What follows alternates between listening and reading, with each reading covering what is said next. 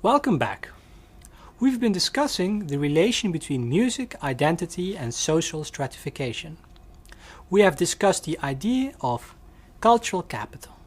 This concept refers to the sum of abilities, knowledge, and goods one has that are culturally relevant and valuable. We have seen that cultural capital, just like economic capital, is distributed unequally in a society, at least according to Bourdieu.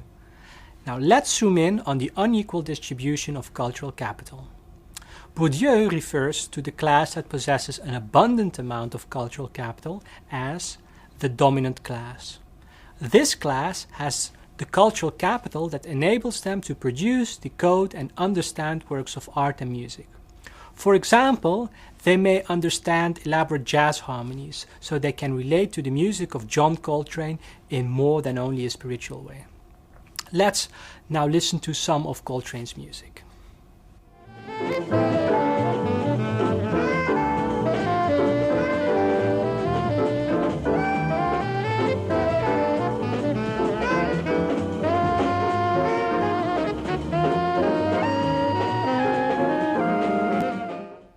So, how should we judge this music in a Bourdieuian way?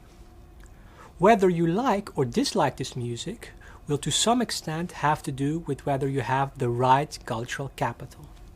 Now, the dominant class has what we have called the right codes to produce and decipher encrypted messages in art and music. They are the makers and keepers of high art, according to Bourdieu. Groups that are typically located lower on the social ladder do not hold the same level of cultural capital. They have less know-how with respect to, for example, avant-garde music or abstract art. And because they lack this know-how, Bourdieu argues, they are inclined to accept the judgments of art and music of the dominant class. However, the pernicious part, something Bourdieu calls symbolic violence, is that the underprivileged groups tend to accept these judgments not as judgments of the dominant class, but as natural and universal judgments. For example, judging Bach or Beethoven to be great composers is, according to Bourdieu, a judgment which is made and maintained by the dominant class. However, other groups tend to internalize this judgment as a matter of natural and universal necessity, and in this way, this judgment becomes less a matter of cultural opinion and more a matter of universal fact. It simply becomes the case that Bach and Beethoven are great composers. Now, just to be clear, I'm not making a value judgment about Bach and Beethoven, and Bourdieu is not portraying a conspiracy theory of the elite. The point Bourdieu wants to make is that social contingencies, such as judgments about music of the dominant class, can be perceived as facts of nature, and this is problematic, because it's quite possible to criticize social opinions about music, but it's far more difficult and perhaps even impossible to criticize facts of nature. The consequence of this naturalization of cultural contingencies is that underprivileged groups will not ask questions about the legitimacy of these judgments. If we take the claim Bach is a genius to be natural fact rather than a cultural contingency, it would be quite hard to critically evaluate that claim. And in this way, social inequalities are perpetuated.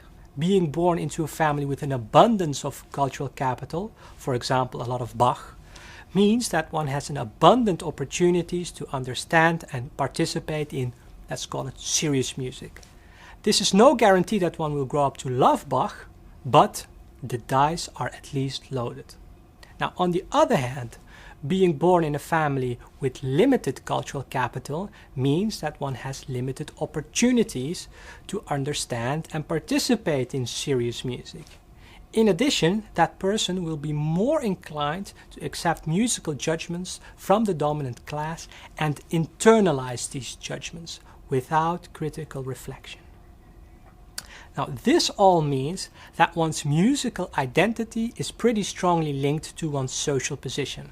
And a last thing I would like to mention is the role Bourdieu attributes to education. According to him, education functions in such a way that it legitimates the class inequalities we described. Children of the dominant class do better in school because they are already tuned to the way the teacher speaks, the way lessons are given, and what the do's and don'ts are in a certain school. Now, this is to say, they do better because of the cultural capital they have, and children of underprivileged parts of society lack.